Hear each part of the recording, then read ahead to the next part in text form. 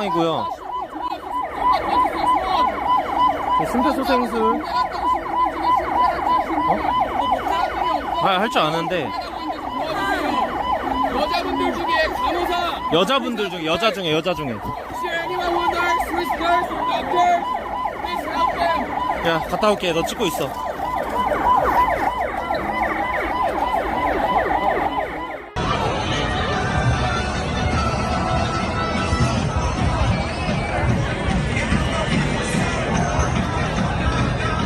Wah, katanya.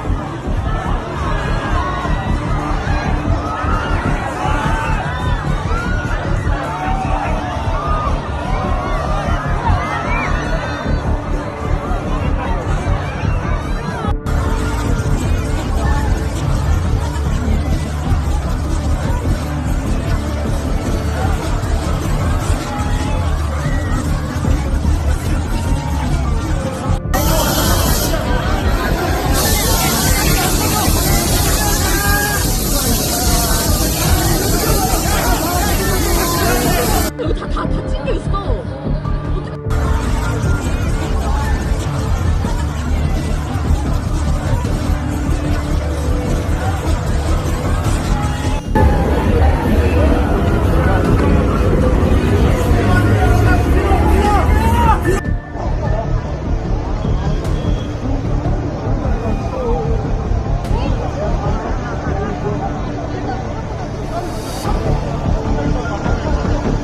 Informasi terkini mengenai tragedi pesta Halloween di Seoul, Korea Selatan. Kita akan bersambung bersama Duta Besar Republik Indonesia untuk Korea Selatan, ada Bapak Gandhi Sulistianto. Selamat pagi Pak Gandhi, selamat pagi waktu Indonesia. Salam sehat selalu Pak.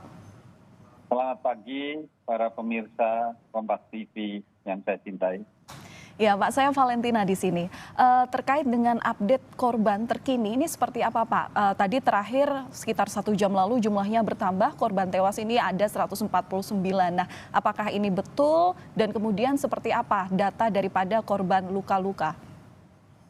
Baik Valentina, terima kasih. Benar sekali, korban yang dilaporkan sampai saat ini ada 149 orang tewas atau meninggal dunia. Dan dari laporan tersebut ada 2 orang adalah warga negara asing. Nah, dari warga negara asing ini kami dapat keterangan dari polisi tempat yang sudah dicek oleh tim KBRI di sana, bukan warga negara Indonesia. Ya, jadi jangan khawatir kepada para keluarga yang memiliki sanak saudara di Korea Selatan, korban asing yang ada di sana bukan warga negara Indonesia. Namun tentu saja kami terus memonitor dari waktu ke waktu. Tim kami masih ada di lapangan, sedang melihat di rumah sakit tempat, juga terus meminta laporan dari polisian tempat, apakah ada warga negara Indonesia yang menjadi korban, baik korban yang meninggal dunia ataupun yang luka-luka.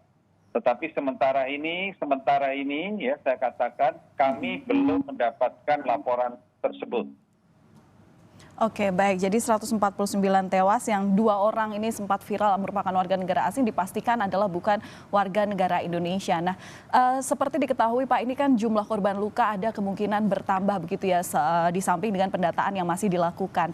Apa antisipasi daripada kedutaan besar di Korea Selatan ini jika memang nanti ditemukan adanya warga Indonesia yang kemudian membutuhkan perawatan? Seperti apa nanti pendampingan ataupun juga pengobatan yang akan difasilitasi? Ya, tentu saja yang pertama kami menyebarkan call center dari KBRI ini kepada seluruh warga negara Indonesia yang tinggal di Korea Selatan. Nomor call center ini memang sudah kami siapkan jika dalam keadaan apapun ya, apalagi dalam keadaan yang tragedi seperti ini, dan untuk melaporkan jika ada sanak saudara ataupun kawan ataupun apapun handetolan yang ada di lokasi pada saat itu. Dan sampai hari ini, sampai detik ini, laporan call center belum mencatat adanya hal tersebut. Jika nanti terjadi sesuatu, tentu saja tim kami akan mendatangi dan melakukan pertolongan ataupun melakukan hal-hal dalam keadaan emergensi sesuai dengan SOP yang ada. Ya, Pak Sulis, sebelumnya ini kan juga Presiden dari Korea Selatan ini kan langsung mengadakan pertemuan darurat begitu untuk kemudian menginvestigasi kejadian yang sebenarnya terjadi. Nah, jika untuk menggambarkan daripada proses kejadian yang kemudian mengakibatkan tragedi tewasnya 149 orang, seperti apa sih Pak menggambarkan lokasi Gang Itaewon tempat terjadinya tragedi ini? Dan kemudian seperti apa masalah-masalah ataupun juga sebenarnya antisipasi yang sebelumnya dilakukan oleh tim penyelenggara? Apakah ini juga merupakan kegiatan yang sebenarnya rutin dilakukan di Gang Itaewon ini? Ya, benar. Dari semalam atau tadi pagi jam 1.40 menteri yang bersangkutan sudah ada di lapangan. Dan seperti yang saya ketahui dan saya saksikan sendiri, Itaewon ini adalah daerah memang tempat berkumpulnya para remaja, para anak-anak muda sekitar usia 20-30 tahun yang berkumpul setiap malam, ya, setiap petang sampai tengah malam untuk hangout, untuk tempat minum dan juga makan di daerah tersebut. Banyak sekali restoran. Tetapi lebih khusus lagi adalah anak-anak muda yang berkunjung di sana. Dan mereka bertemu, saling bercakap-cakap, dan lain-lain. Pada hari yang biasa pun, hari yang bukan hari memperingati sesuatu, itu ribuan orang yang datang. Dan menurut catatan, semalam pada saat peringatan Halloween, ada 300.000 orang di sana. Dan perlu diketahui, Itaewon ini daerahnya tidak terlalu luas. Jadi restoran dan bar itu berada di tempat-tempat gang yang sempit. Ya, kalau di Jakarta saya sebut itu gang, bukan jalan. Sehingga pada saat yang bersamaan dengan orang yang berjumlah yang ratusan ribu di tempat gang-gang yang sempit, tentu orang susah untuk bernapas dan itu kekurangan oksigen. Yang pasti sulit sekali mereka terlepas jika sudah terjebak di dalam sebuah himpitan. Maka dari itu menurut saya investigasi sementara mereka yang meninggal tentu saja karena kekurangan oksigen dan terinjak-injak oleh kawan-kawan yang lain yang panik untuk melihat kawannya pingsan misalnya, saling berteriak dan lain sebagainya. Itu yang saya lihat di dalam gambar di laporan-laporan yang kami terima. Oke, berarti bisa disimpulkan ya Pak bahwa kegiatan semalam itu sebenarnya bukan terorganisir oleh ada panitia penyelenggaranya di sana. Artinya hanya memang para pemuda yang memang sering berkumpul di sana, kemudian memang berkostum layaknya untuk merayakan Halloween begitu, dan pada akhirnya ternyata ini jumlah daripada warga tidak bisa diantisipasi. Yang tadi Bapak sebutkan bahwa sampai 300.000 orang, begitu ya Pak ya? Benar sekali. Jadi ini bukan satu hal yang diorganisir. Ini benar-benar spontanitas dan ini acara bebas dan biasa memang hari biasa pun di situ rame. Di Itaewon, itu ramai sekali. Ada beberapa tempat sebenarnya hal yang seperti ini, tapi kali ini di Halloween ini sebenarnya bukan hanya di Itaewon juga sebenarnya. Di daerah lain juga memperingati, tetapi tidak sebanyak orang yang hadir yang di Itaewon semalam. Bahkan tempat jalan rayanya pun macet total ya. Beberapa staf saya semalam yang tinggal di sana melaporkan mereka sulit untuk masuk ke rumahnya saja, mobilnya tidak bisa masuk karena memang diisi oleh manusia yang jumlahnya luar biasa banyaknya.